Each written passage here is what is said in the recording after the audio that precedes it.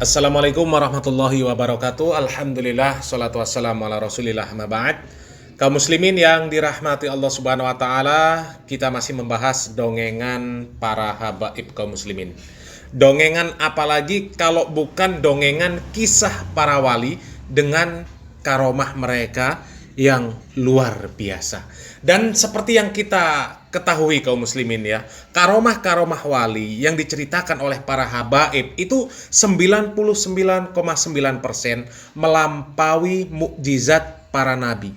Bahkan mengalahkan Allah subhanahu wa ta'ala sendiri.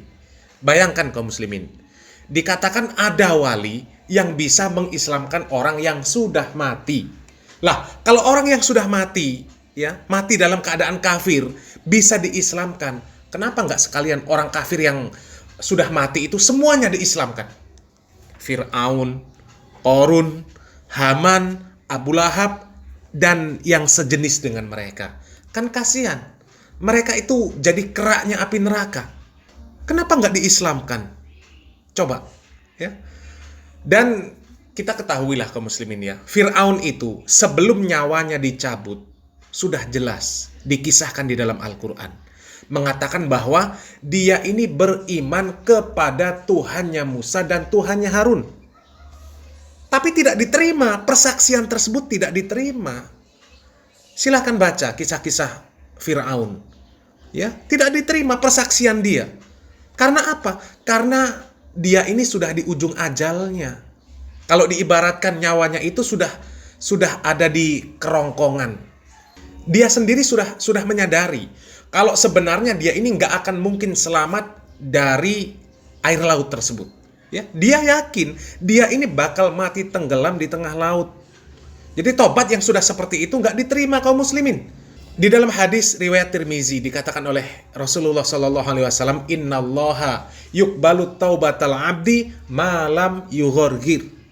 Sesungguhnya Allah subhanahu wa ta'ala itu menerima taubat seorang hamba selama ruhnya itu belum sampai di tenggorokan. Coba Fir'aun, orang yang bertaubat ketika nyawanya masih di badan, ya, itu saja nggak diterima. Kalau nyawanya sudah di ujung. Lah ini orang yang kafir, mati di atas kekafiran, bisa diislamkan oleh seorang habib. Katanya itu karomah habib tersebut. Itu kan kedustaan namanya kaum muslimin. Itu dusta yang jelas. Kalau masih juga ada yang percaya, berarti itu kepalanya kepala udang sudah. Ya, tahu kepala udang isinya apa? Ya jelas-jelas menentang firman Allah, kok dipercaya? Di dalam surat Al-Baqarah ayat 161-162 sudah jelas Allah subhanahu wa ta'ala mengatakan, Innalladzina kafaru wa matu wa hum kuffar ulaika alaihim laknatullahi wal malaikati wan nasi ajma'in khalidina fiha la yukhaffafu anhumul adzabu walahum yungzarun. Sesungguhnya orang-orang yang kafir dan mereka mati di atas kekafiran, mereka itu mendapat laknat dari Allah, para malaikat, dan manusia seluruhnya. Mereka kekal di dalam laknat tersebut, tidak akan diringankan siksa dari mereka, dan tidak pula mereka ini diberikan tangguh. Kan sudah jelas kaum muslimin, orang yang kafir, mati di atas kekafiran, dalam keadaan kafir, mereka itu dilaknat oleh Allah, dilaknat oleh malaikat, dan dilaknat oleh seluruh manusia. Seluruh manusia melaknat dirinya. Jadi jelas. Lalu dari mana judulnya orang kafir yang sudah mati bisa diislamkan? Ya. Dari mana lagi judulnya itu kalau bukan dari orang-orang yang sesat dan menyesatkan. Na'udzubillah min dalik. Dan itu video diunggah di channel resmi Ormas Islam. Itu kan bahaya sekali kaum muslimin. Jutaan orang yang berpotensi tersesat dengan video tersebut.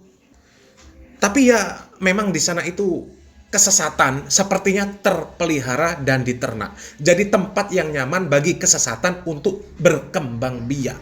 Dan kita semuanya ini yang mendengarkan video ini, semoga kita terhindar dari hal tersebut ya. Amin ya rabbal alamin. Kali ini kita akan membongkar lagi kesesatan yang disebarkan oleh seorang habib. Kita simak dulu videonya. Satu waktu beliau, Habib Idrus dan muridnya ini berlayar di kapal. Ketika berlayar, tiba-tiba di tengah laut lepas, itu imamah, sorban Habib Idrus jatuh. Sorban Habib Idrus jatuh ke laut. Beliau tidak pakai disuruh, beliau langsung loncat ke laut, ambil sorbannya Habib Idrus. Ketika beliau loncat, ambil sorbannya Habib Idrus, naik lagi ke kapal, orang satu kapal semua melihat beliau. Kenapa saudara-saudara? Tidak ada satu titik pun basah. Ternyata dia jalan di atas laut. Kenapa dia dapat karamah? Karena mengikuti Sahibul Karamah.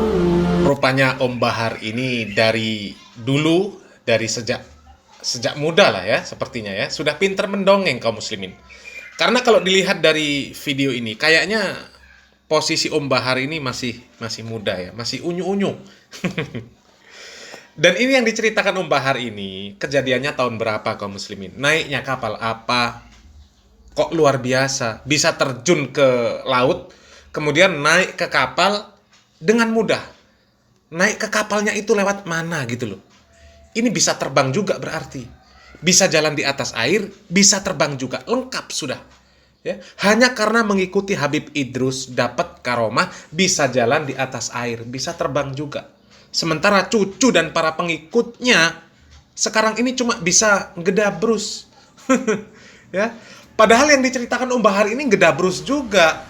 Kalau ada ulama yang punya karomah sehebat itu kaum muslimin, tentu kesalehan ulama tersebut itu bukan kaleng-kaleng lagi. Dan pasti ilmunya sangat bermanfaat. Banyak yang mengambil ilmu dari Habib Idrus itu. Karena sudah jelas dia ini dimuliakan oleh Allah, diberikan karomah yang luar biasa. Tapi kita lihat, mana kitab-kitabnya Idrus itu? Nggak ada yang pakai kaum muslimin. Lah kalau kitabnya ini isinya cuma dongeng, ya untuk apa? Untuk apa? Nggak ada bedanya dengan membaca buku Petruk Gareng. Untuk apa? Dapat pahala enggak, rugi akhirat iya, rugi dunia akhirat. Wal asr innal insana lafi khusr illa alladzina amanu wa amilus solihat wa tawassaw bil haq wa tawassaw bis sabr. Demi waktu, sesungguhnya manusia itu berada di dalam kerugian kecuali orang-orang yang beriman dan beramal soleh, yang saling nasihat menasehati di atas kebaikan, di atas kebenaran, dan saling menasehati di atas kesabaran. Lah kalau baca buku Petruk Gareng, baca buku dongeng, dapatnya apa? Buang waktu, nasihat menasehati enggak, pahalanya enggak ada. Yaitu buang-buang waktu. Kalau buang-buang waktu ya rugi. Ya, rugi kaum muslimin. Coba kita lanjutkan lagi dongengan Om Bahar ini.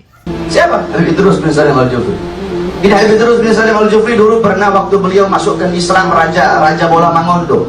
Di Sulawesi Utara itu ada namanya daerah Boltin, Bola Mangondo. Itu rajanya dulu ketika Habib Idrus memasukkan Islam, itu rajanya suka sabung ayam. Ini salah satu dari karomah beliau. Itu rajanya suka sabung ayam. Ayamnya itu nggak ada yang bisa kalahkan satu Sulawesi. Kata ini raja apa? Itu guru tua Habib Idrus. Kalau dia bisa kalahkan saya punya ayam, saya bakal ikut dia masuk Islam. Saya bakal masuk agama dia. Habib Idrus datang ke bawa ayam apa? Bawa ayam negeri. Habib Idrus bawa ayam negeri. Ini ayamnya raja ini, nggak ada yang bisa ngalahin satu Sulawesi. Habib Idrus bawa ayam negeri. Kata Raja Habib, kamu mau ngeledek saya? Ini ayam saya yang jago-jago, ayam jago-jago di sini nggak bisa kalahkan kok kamu bawa ayam negeri. Udah ayam negeri perempuan lagi ayam negeri. Kata Idrus, coba tes saja. Dilempar itu ayam, saudara-saudara, subhanallah, kalah Pak ayam raja. Akhirnya apa? Beliau masuk Islam. Itu salah satu dari karomah. Nah, murid beliau mendapatkan karomah. Kenapa? Karena mengikuti beliau. Apa-apa yang Allah berikan kepada beliau bisa jadi Allah Subhanahu wa taala berikan kepada oleh karena itu. Ya, kaum muslimin ya, ini nggak ketawa, lucu. Mau ketawa, kok masa kita melihat kesesatan bisa tertawa ya? Seorang Habib hanya ingin orang lain masuk Islam, menjadi pengikutnya. Kemudian mau menuruti kemauan orang fasik untuk melakukan sesuatu yang diharamkan oleh Allah Subhanahu wa taala, sabung ayam. Ini namanya bodoh apa bodoh kaum muslimin? Ya, orang begitu bukan wali namanya, tapi orang bodoh, orang jahil. Sabung ayam itu sudah jelas perbuatan yang terlarang. Kemudian kalau ada taruhannya namanya judi. Lah kalau nyawanya dicabut malaikat pas lagi sabung ayam, Gimana coba? Mati di atas perbuatan yang diharamkan oleh Allah. Su'ul khotimah. Na'udzubillah min dzalik. Ya, ngeri memang dongengan para habaib ini ya. Yang seperti itu disebut wali. La ilaha illallah. Mudah-mudahan para muhibbinnya ini segera sadar ya. Kalau mereka ini salah memberikan loyalitas mereka. Salah di dalam menokohkan seseorang. Salah dalam mengambil contoh seseorang. Ya. Orang seperti itu dijadikan contoh. Na'udzubillah min dzalik. Salam waras, salam akal sehat. Barakallahu fikum. Wassalamualaikum warahmatullahi wabarakatuh.